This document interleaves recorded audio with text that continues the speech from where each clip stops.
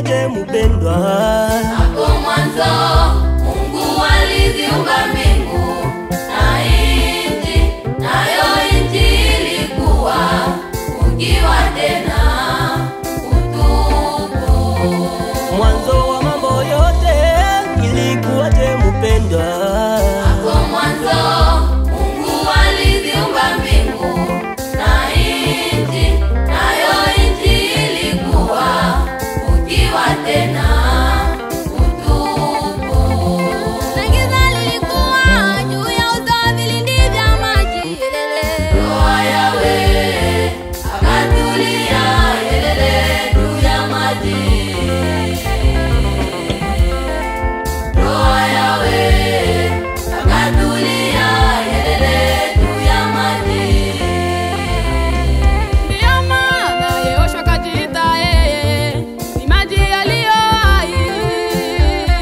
Ndiyo maana Yehoshua akajiita yeye ni maji yaliyo hai. Yenye uzima, maji yaliyo hai. Yapo kwa Yehoshua tena yenye uzima, maji yaliyo hai. Yapo kwa Yehoshua aliposema ndiye maji ya uzima. Yehoshua kumaanisha aliposema ndiye maji ya uzima. Yehoshua Kumaanisha nini? maji ya kuonekana. Maji Maji ni mafundisho ya uzima wa milele. kumaanisha nini? Maji ya kuonekana. Maji ya kuonekana. Maji ni mafundisho ya uzima wa milele. Yehoshua aliponishuhudia yeye ni maji ya uzima. Nini mwabatiza watu wenu baharini? Nini mwabatiza watu wenu kwenye mto? Nini mwabatiza watu wenu kwenye kopo? Ingawa Yehoshua alisema yeye ni maji, maji ya uzima. Kwa nini mwabatiza? Nini mwabatiza watu wenu baharini? Kwa nini mwabatiza? Mwabatiza watu wenu kwenye mto? Kwa nini mwabatiza watu wenu kwenye kopo?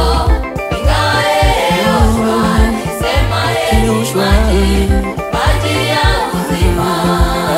Mchungaji Bere, wafundishe watoto wamjue Yahweh, wajue mabatizo ya kweli ni yapi. Mkubwa ya kambi Faraja Sumani, sikia Paulo alipofika Efeso akakutana wanafunzi kadha wa kadha huko, akawauliza Paulo alipofika Efeso akakutana wanafunzi kadha wa kadha huko, akawauliza Mlipokea Roho Mtakatifu mlipoamini, mlipokea Roho Mtakatifu mlipoamini. Wanafunzi wakajibu wakasema la, hatakusikia.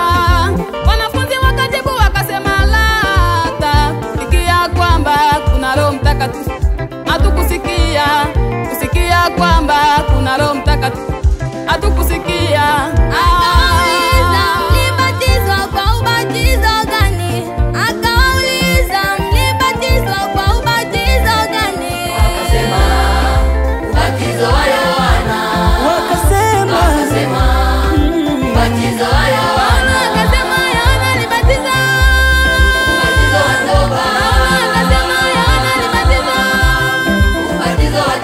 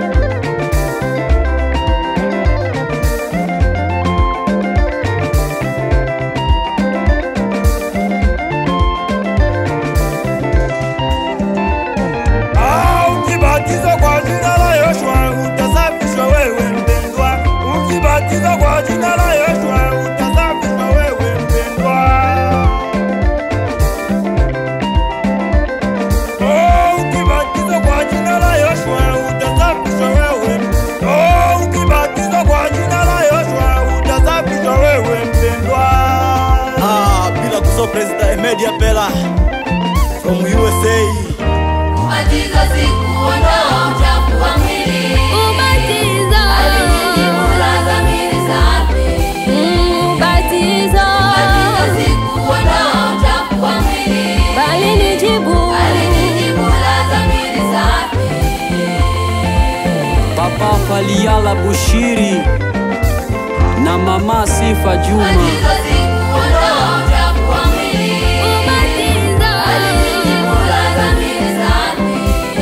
Ubatizo si kuondoa uchafu wa mwili. Alinijibula dhamiri safi.